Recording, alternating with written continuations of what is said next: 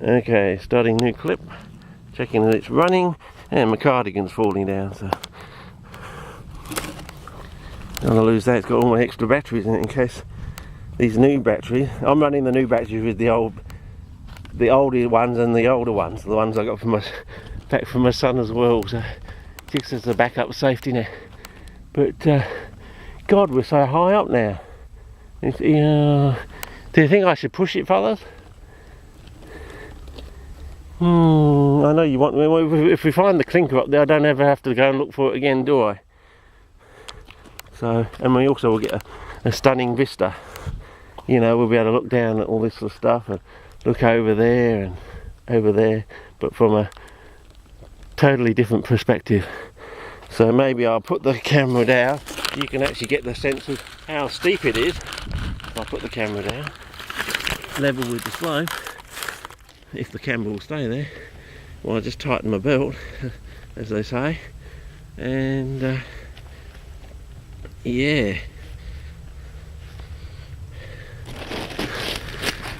Oh, here we go. Oh, some here.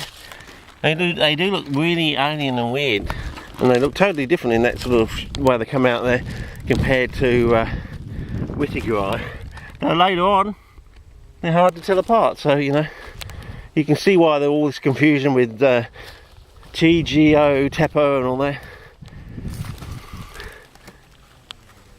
Yeah.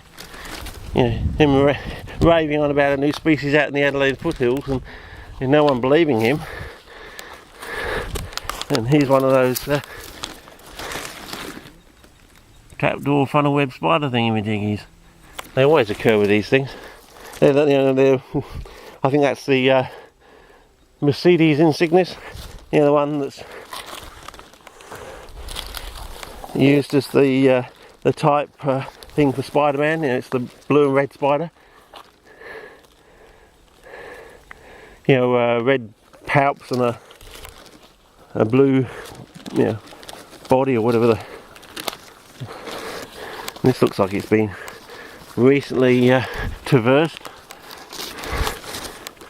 Oh, no Aboriginal tracker, but to me that looks like it's, yeah, being done or at least within the last week.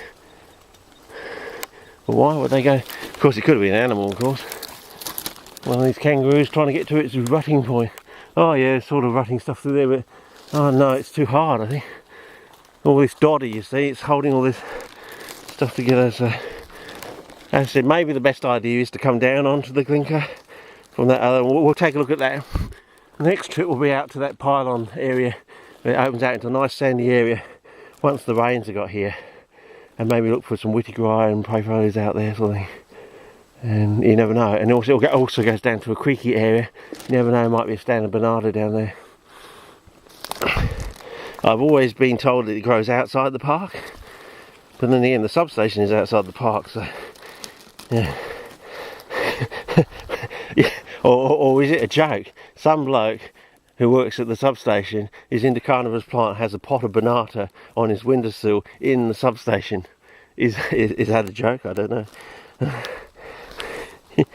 Oh, we've had worse sort of things, you know, people playing jokes in the past. I remember when Donnie and I, you know, I was travelling around looking at I was going through the old CPNs at the turn of the new millennium, and I happened to come across Ray Nash's address, and it was on the actual road. I think it was Coromandel Parade. I was actually cycling that. I think I was on my bike then, cycling, and I told Donnie. So we shot out to this thing, and sure enough, he was still living there. I think he was 77 years old, and we got the shock of our lives because he said, "No, I used to grow them in wild soil."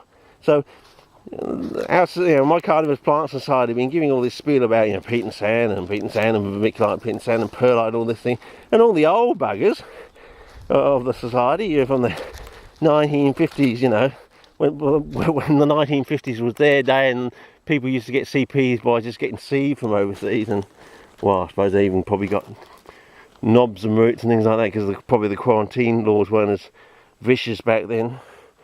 I wouldn't be surprised, but yeah, lumps of peat in the post sort of thing. Probably back in the 1950s, I wouldn't be surprised. Some of the things you see in the old collection, you think, how the heck did you get that? Yes. Yeah, I don't think the quarantine laws were quite the same back in those days. And probably they weren't the same for the people who actually worked in the quarantine industry either, you know. Just as you got jobs for the boys, you probably got rules for the boys as well. But anyway, yeah, apparently all those old buggers used to grow cannabis plants in natural wild soil. No wonder they grew so well. You know, no wonder they grew so colourfully. So we're all trying to match them using peat and sand, whereas they weren't even using peat and sand. So that's a nice one, a nice little one. But look how small it is compared to. They do sort of expand a bit later on, but even so, compared to the Tangari ones. So these start earlier and they're smaller, and I swear they got a slightly different shape. But there's also another one out there I've actually photographed. I've got a photograph of that has like a spoon shape. And then the late Fred Howe, you know, Fred who's on the Fred spiel, you know, sage words from a dead man sort of thing. He died in 2008. And I went to the funeral, and that's on that day of the funeral. I went out, you know, sort of bush, and I found the Barons form in the park near the funeral home. For the first time I've ever found Drosera, you know, Whitaker subspecies of Barons, or just Drosera Barons, I think they call it now. For the first time. It's basically a Whitaker that doesn't have the petiole part with the grooves in it, to any large extent, you know. And yeah, what's the best way out of here? Maybe a bit of a, I don't know. Is it the usual scramble up the bloody rockets again? We'll see how we go. Yeah, maybe a case of going down there a little bit and up, I don't know. Bugger, it's always just, oh hang on, it's better probably go out that way. Yep, I can think I've seen my way out now. It's not quite, that's you know, 50 to 55 degrees. I want to go out at 35. Well, I'm already 49, how can I go out at 35? No. But yeah, so what was I saying? I was saying something about Fred Howe. I've lost my complete train of thought now. Something about, yeah, I found the Barons out there, but what was I saying before then about wild soil? So yeah, we were trying to compete with, you know, so there's definitely a certain X factor in peat. Everyone, you know, it's all been, as I said, all through my, I mean, I couldn't even grow the plants in WA in peat and sand as they're growing like barely 2 basketball courts away in the wild sort of thing, you know. It was that sort of situation. I mean, there I was, you know, in the Mecca, the CP Mecca of the world, and I couldn't even grow the plants in peat and sand as they were growing in the wild sort of thing. Not barely 2 basketball courts away from my back fence.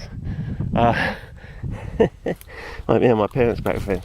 But yeah, so but there's certainly an X factor in peat. As I said, you try almost anything else, it's either not as good as peat. It's definitely nowhere near as good. But the irony is most things in the wild aren't growing in so-called, in quotes, sphagnum peat. So yeah, time to start a new clip climbing up out of here, I think, because I don't think I can gas bag on about peat too much longer. But yeah, look at that, all that sun, moss on the Rockies and everything. You wait when we come back in 2, 3, 4 months time. As I said, I think I'm going to have to get a 50-metre nylon rope and put lots of knots on it, come down to the clinker, tie it around one of those big trees up there, and you know, come down on the jelly mould that way, so that, you know, I don't slip actually on the jelly mould. So the cyanobacteria, the sort of dark greeny grey cyanobacteria.